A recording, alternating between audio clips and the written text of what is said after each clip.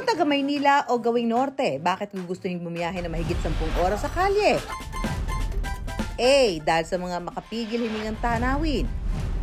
B. Dahil sa magigiliw na tao. Or C. Dahil sa masasarap na pagkain.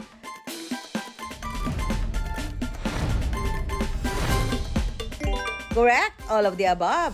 Kaya cool na cool bistahin ng Bicol. Pero ang road trip natin sa Kabikulan ngayong araw, diretso agad sa kusina. Para raw tunay na malasap ang sarap ng mga pagkain ng isang lugar, dapat ding matikman ang mayaman nitong kultura. At kapag sinabing pagkain Bicolano, may ilang sangkap na hindi mawawala. Kung hindi, abay para na rin daw kumain ng walang panlasa. At basta pagkain Bicolano, lagi malinamnam dahil sa gata. At naglalagablab sa anghang dahil sa sili. Kakasaba kayo mga ka-wonder sa masiram nating adventure sa Bicolandia. Sa simpleng dahon ng gabi, natitimplahan ng gata at mga pampalasa, naging pambatong putahe na ng mga Bicolano. Choose your cooking style na lang. Laing beside you. O mas angat na pinangat. Alin nga ba ang number 1 sa puso ni Juan? Ano nga ba ang pagkakaiba ng laing at pinangat? Secret reveal na yan! Pero kabilin-bilinan ng mga Bicolano, wag na wag malilito sa legit na dahon. May isang halaman daw kasi na grabe sa pagkapikat. Pero alam ko, hindi nakakain yan talaga. Ba't kinakain ng Hindi iba? Makati yan, ma'am. Namaga yung labi ko niyan dati. Kumain kayo dati niyan? Time out muna sa anghang. Oras na raw para sa matamis na kwentuhan. Habang nagmimilandal ng putong punong-puno ng sorpresa, ang umiiksena ngayon, kakaning Bicolano. Yung itsura nito parang Good burger. Parang burger. Burger, puto, o cake. Ano ba talaga, te? Yaman dagat din lang ang pinagkukunan ng maraming pagkain Bicolano. Sugod naman tayo sa Sorsogon para hanapin ang putahing 2-in-1 daw sa sarap. Ang panalong kombinasyon ng scallops at tahong. Kumanda ng mamaluktot sa lasa ng baluko. Yung baluko kung malaki, mas marami siyang laman. Kahit shellfish ang baluko, marami raw pwedeng luto rito kahit hindi OG na Bicolano style. Willing to wait ba? Ituturo namin sa inyo. At syempre, hindi naman kami makakauwi ng Maynila nang walang pasalubong. Ano nga ba ang the best pasalubong kapag galing ka ng Bicol? I wonder, natatakam na ba kayong tikman ang masiram na pagkain Bicolano? Ay talaga naman, kung certified Bicolano, hindi talaga magsasawa sa pagkain ng putahing may sangkap na dahon ng gabi. Kahit araw-araw pa yan ulamin, umaga, tanghali hanggang gabi. Ang simpleng dahon ng gabi kasi, kapag tinimplahan ng gata ng niyog at ilang pampalasa at sinamahan pa ng sandamakmak na siling labuyo, garantisadong tataob ang kaldero. Kaya, mauna na akong tumikim. Usually ito maanghang, maraming gata, lalagyan ng alamang. Ito naman yung pinangat. Ano ba, medyo may kakaiba lang sa lasa nito. Para ito may suka. Ang hirap din mamili dahil pareho siyang masarap. So, mahirap na ako ang huhusga. So, kilalanin na lang natin yung ating mga ka-wonder na talaga namang bihasa. Sanay na sanay sa pagluluto ng laing at pinangat. Kapag putahing Bicol na may sahog na dahon ng gabi, bida syempre ang laing. At hindi lang yan sa mga Bicolano patok. Saan man panig ng bansa, like na like ang laing. Kaya kung maligaw raw sa bayan ng Ligaw sa Albay, huwag nang papalampasin matikman ang legit na lasa ng laing.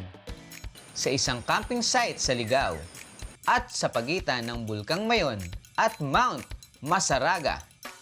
Bukod sa maganda ang view, mapapasabi ka daw dito na wag na muna tayong umuwi. kapag natikman nyo ang pinagmamalaki nilang laing. Mostly, ang siniserve kanin, Kiko, especially din sa pangat mo overnight camping sa amin, ng mga families, mga friends, barkadas, particular na sila. Most requested sa amin yung Bicol Express, mga food, vegetables na ginataan. Laging laing ngani. Si Thor ang toka sa pagluluto ng laing.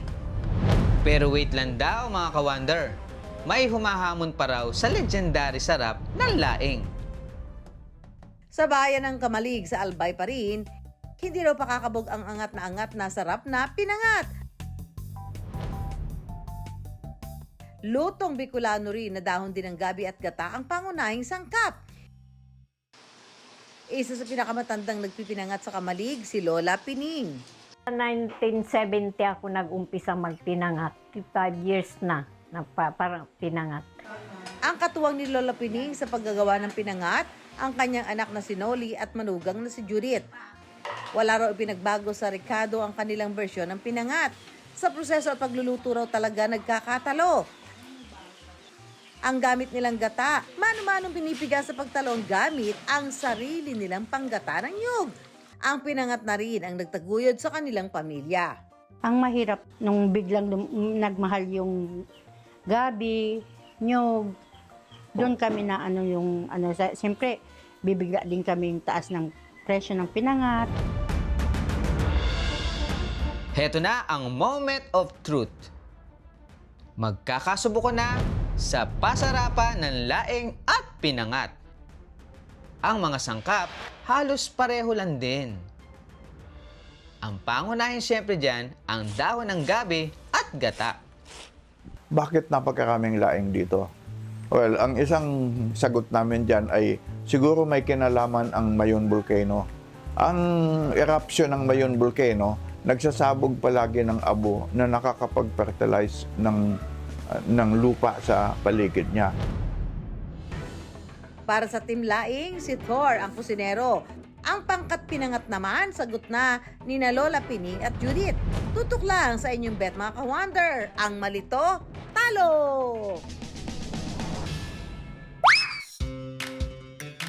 Magluluto po tayo ng laing. Naglalagay po ako ng kunting mantika. Luya, sibuyas, bawang naman po. Sahog na pork. Isunod na ang gata.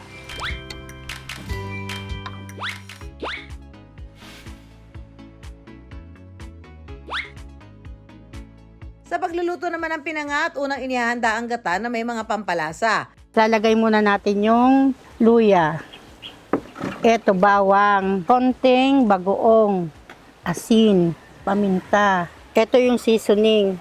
Susunod ang pambalot na dahon pa rin ng gabi. Itong Nasa ibabaw.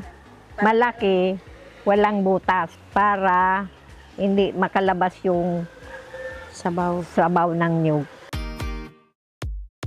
Ilalagay ang mga pinagsama-samang sangkap.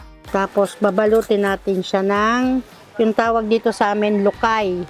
Gagapusin. Tapos lalagay na natin siya dito sa buksan na. Yung may gata ay dahil peninsula ang Bicol, naiikutan siya ng dagat. Ito na po, ilalagay ko na po yung ating laing. Papakuluin lang sa loob ng 15 minuto. Umaamoy na ang laing ni Thor. At pwede nang lantakan ang laing. Ang pinangat naman ni na Judith at Lola Pining, mas tumagal pa ng ilang minuto ang pagpapakulo. At pwede na ring ihain.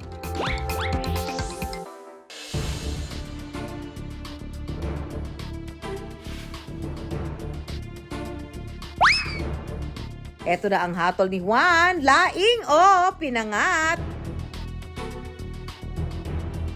So ito sa akin yung laing. Yung pinangat.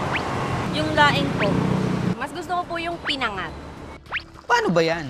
Parehong masarap eh. Walang tapon. Kaya ang hatol ni Juan, ulam ng sabay o palitan. Mapaligit na lasa ng laing o ang angat na sarap ng pinangat. Panalo! Certified Masiram.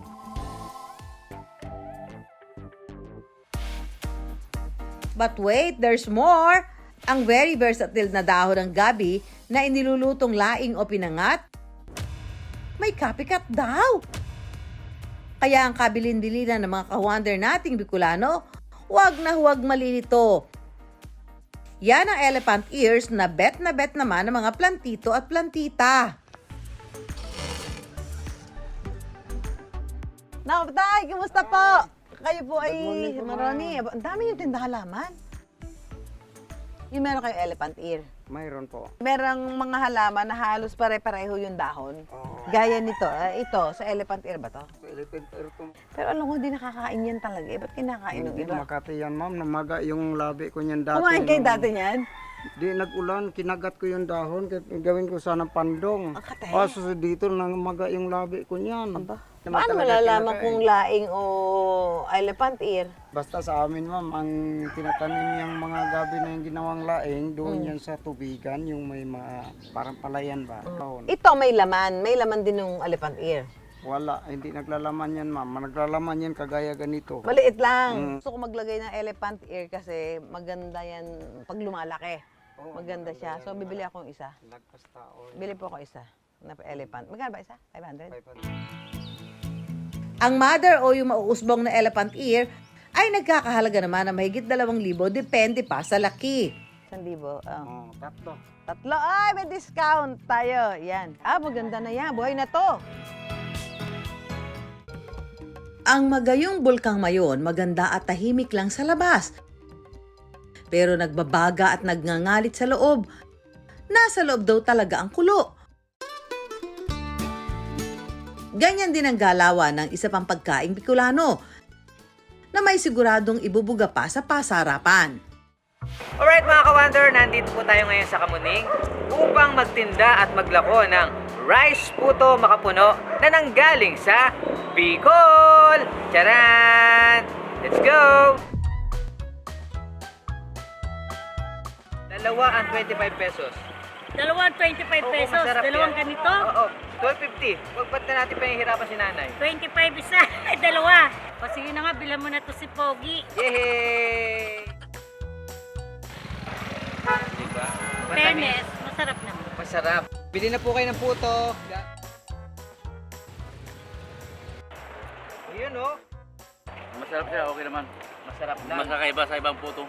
Mukhang marami ka nang nabudol na benta, Empoy, ha? Panalo ba ang panlasa ng tinda mong puto?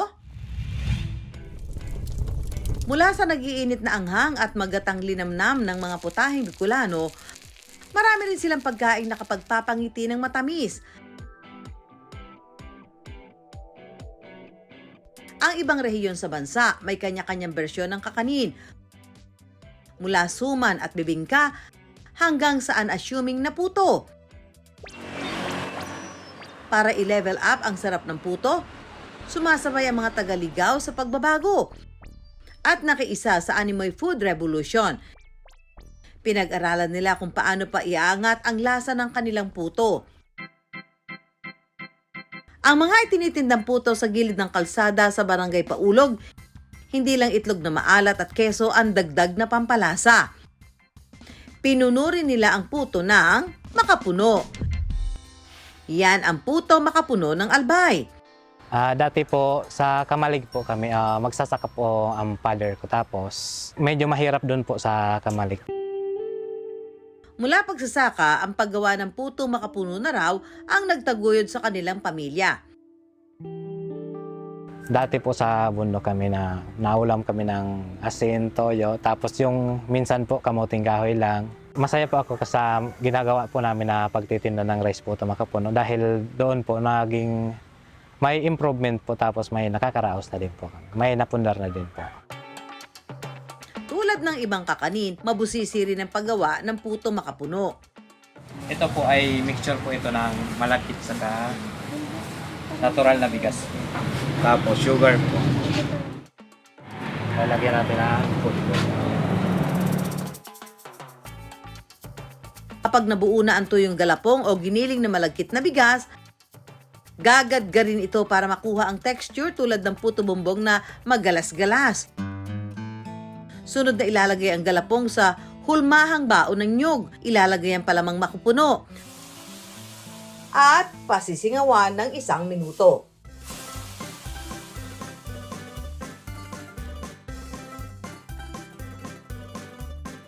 Sa bawat kagat ng puto makapuno, garantisado raw ang matamis na ngiti.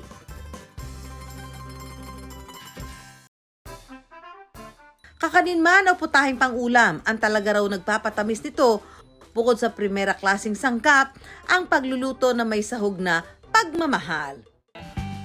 Siguro naman walang kokontra kung sasabihin kong masarap ang buhay probinsya, sariwa ang mga sangkap ng pagkain. Ang prutas o gulay, pipitasin na lang sa bakuran. Habang ang laman dagat, pwede mong mabili sa mismong pantalan. Ganito raw madalas na eksena sa pantalan ng Rompiolas, Sorsogon. Pero hindi lang daw mga isda pinagkakaguluhan dito, kung hindi ang naglalakihang mga shell at kabibe. Singhaba ng ruler, malapad at malaman na singhawig ng tahong. Yan ang tinatawag na pen shell o baluko. Maraming clams dito sa amin na niluluto. Alam mo yung pen shell, pagka nahuli mo yun, halos ganito kalaki yun eh. Nakabaon yun, tapos kukunin mo, pagkatapos bibiyakin mo na parang tahong. Sa dami daw ng baluko sa lugar, iyan daw ang kinabubuhay ng mga residente dito. Bili na kayo, baloko. Isa na dyan si Jing. May mga nagsisisid dito sa amin, naglalaot. Ako ang namimili ng baloko. Yun, tapos binibenta ko dyan sa Coastal Roll. Depende po sa oras, kung mabenta, maaga nakaka-uwi. Tulad ng ibang shell, matatalas din ang kabibi nito. Sisid, compressor, yung ginagamit ng nagkukuha ng baloko. Kasi hindi naman kaya ng manual lang kasi malalim. Umaabot daw ng 200 piraso ang nakukuhang baluko kada araw nang sumisisid nito at binebenta kay Jing straight from the sea sa halagang 20 pesos kada piraso. At tuwing Agosto, pinagdiriwang sa Sorsogon ang masaganang ani ng baluko, taunang siram, pagkaon, Bicolnon. At kabilang sa mga nakikiisa sa pista, ang restaurant ni Cheryl sa Barangay Talisay na dinarayo dahil sa kanilang baluko recipe. At ang kanyang pambato, baluko sisig wrap. Sa Sorsogon Bay, abundant po dyan. Kaya mas pinakilala po namin yung baluko. Kaya gumawa kami ng maraming putahe. Ang sarap ng baluko, ang tila pinaghalong scallops at tahong, perfect daw gawing sisig wrap. Ito po yung famous na baluko dito sa Sorsogon. Ganito po ang pagbukas. Ito po yung laman. Pag niluluto po, tinatanggal po yung etong dumi. Tinatanggal po yung dumi, tapos papakuluan lang po. Ito na po siya. Simple lang daw ang mga rekado at proseso. Ipa-fry po natin para pareho din siya sa pork na crispy. Habang nagpa-fry po tayo, magigisa na po tayo ng mga panghalo. Butter, onion. Okay na po itong ginawa kong crisping baloko. I-chop na po muna natin. Ilalagay na natin yung chicken liver para mas malinamnam po yung baloko natin. Ilalagay na natin dito sa ginisa para sa sisig. Isunod na ang mga pampalasa. Pag mainit na po yung sizzling plate, lalagyan po natin ng butter po. Ngayon naman, yung baloko, nirap ko po dito sa lumpia wrapper. Tapos tinalian ko po siya ng tanglad o lemongrass. Isa lang na sa mahinang apoy at i-deep fry.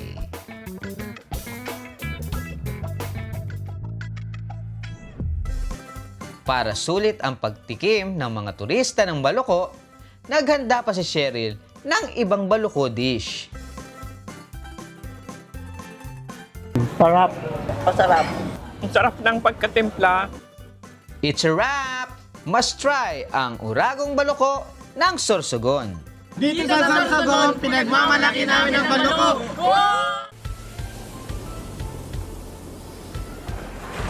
Kapag Bicol ang travel destination, hindi lang tanawin at adventure ang laging bida. Mula whale shark sighting,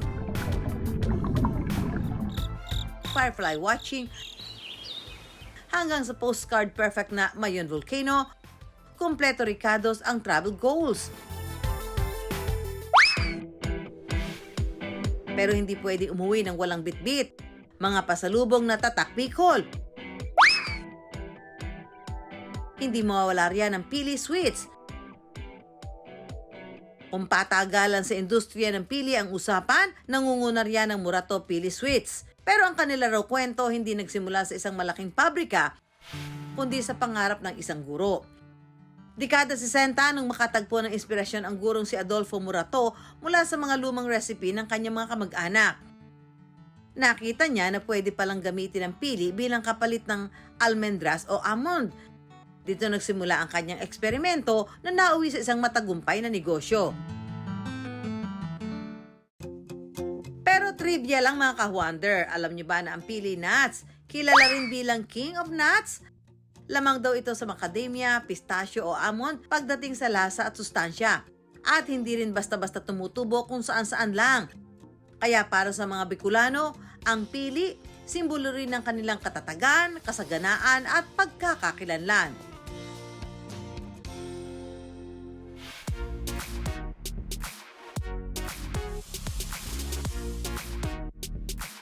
Sa Bicol, bawat putahe may kwento, mula sa ultimate sagupaan ng laing at pinangat,